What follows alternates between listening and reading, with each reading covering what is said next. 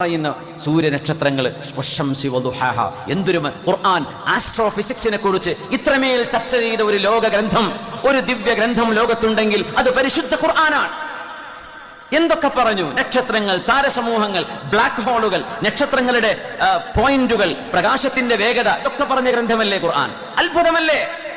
എന്നിട്ട് കോടിക്കണക്കിന് ലോകത്ത് ബീച്ചായ ബീച്ചുകളിൽ മുഴുവനും, കണ്ണൂർ ബീച്ച് ഉണ്ടല്ലേ, എന്താ പയ്യാമ്പലം ബീച്ചോ, ലോകത്തുള്ള ബീച്ചുകളായ ബീച്ചുകൾ മുഴുവനും എത്ര ഐലൻഡുകളുണ്ട്? അറ്റ്ലാന്റിക് സമുദ്രത്തിലും പസഫിക് സമുദ്രത്തിലും ആയിരക്കണക്കിന് ഐലൻഡുകളുണ്ട്. അതിനൊക്കെ ബീച്ചുണ്ട്. നമ്മുടെ നാട്ടിൽ കേരളം, കന്യാകുമാരി കഴിഞ്ഞ് അങ്ങ് ബാക്കോട്ട് പോയാൽ പിന്നെ നമ്മുടെ ചെന്നൈൻ്റെ ബീച്ചടക്കം അങ്ങനെ പോയി അങ്ങ് ആൻഡമാൻ അടക്കം ആസാമിൻ്റെ സൈഡിലൂടെ ആലോചിച്ച് നോക്കൂ. കറാച്ചിയിൽ, ഇപ്പുറത്ത് ഗുജറാത്തിലേക്ക്, അങ്ങ് ഈ ഇറാനിലേക്ക്, അത് കഴിഞ്ഞ് UAE ഒമാനും കഴിഞ്ഞ് ഇങ്ങ് പിന്നെ നേരെ അങ്ങ് കവർ ചെയ്ത് യമനിൻ്റെ സൈഡിലൂടെ അങ്ങ് കടന്നുപോയി ഇപ്പുറത്ത് ആഫ്രിക്കയിലേക്ക് കടന്ന് വീണ്ടും താഴേക്ക് കേപ്പ് ഓഫ് ഗുഡ് ഹോപ്പിലേക്ക് വന്ന് വീണ്ടും മേലോട്ട് കയറി അങ്ങ് മെഡിറ്ററേനിയൻ കടലും കഴിഞ്ഞ് അറ്റ്ലാന്റിക്കും കഴിഞ്ഞ് പസഫിക്, എത്രയായിരക്കണക്കിന് ബീച്ചുകൾ ലോകത്തുണ്ട്. ഈ ബീച്ചുകളിൽ കിടക്കുന്ന ഓരോ മണൽത്തരിക്കും ആകാശത്ത് നക്ഷത്രമുണ്ടെന്നാണ് ഇന്ന് നാസ വിട്ട കണക്ക്. എന്നിട്ട് പറയാണ് ഈ പ്രപഞ്ചം, അപ്പൊ എത്ര ബില്യൺ കണക്കിന് ഗാലക്സികളുണ്ട് ഇവിടെ. ഒരു ഗാലക്സിയിൽ എത്ര ബില്യൺ കണക്കിന് നക്ഷത്രങ്ങളുണ്ട്. ഓരോ നക്ഷത്രത്തിനും എത്ര ഗ്രഹങ്ങളുണ്ട്. നമ്മുടെ ഭൂമി ഗ്രഹമല്ലേ, സൂര്യന്റെ ഓരോ നക്ഷത്രത്തിനും ഗ്രഹങ്ങൾ, സൂര്യനേക്കാളും വലുതും ചെറുതുമായ ഗ്രഹങ്ങൾ.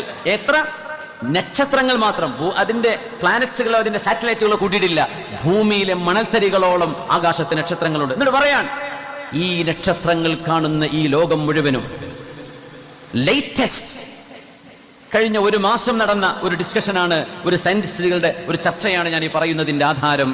അവർ പറയുന്നത് ഈ കാണുന്ന ലോകം മുഴുവൻ, പ്രപഞ്ചം എന്ന് പറയുന്ന ഈ പ്രപഞ്ചത്തിന്റെ കേവലം 6% മാത്രമേ ആയിട്ടുള്ളൂ. ബാക്കി 94% കാണാത്ത ഒരു ഇരുട്ടു ലോകമാണ്.